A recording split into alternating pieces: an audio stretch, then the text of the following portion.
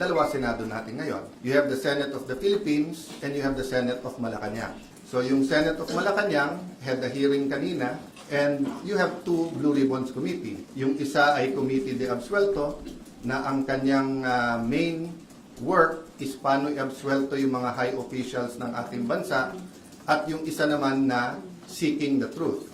So am I saying lahat ng sabihin ng 18 ex-Marines ay completely true? No. What I'm saying is nga, give them a chance. I heard they have other evidence, including videos. I heard that if they come out and there's a full support na nararamdaman, may iba pang mga witnesses na may mga dokumento, may mga ebidensya na lalabas din. So as a nation, we have to decide whether the Senate will be under the thumb of Malacanang. And now that it is very clear to us that the biggest ever corruption scandal is the flood control scandal, if it's acceptable to us that we witnessed this morning, the biggest cover-up committee hearing of our generation. So ganun lang kasimple yon.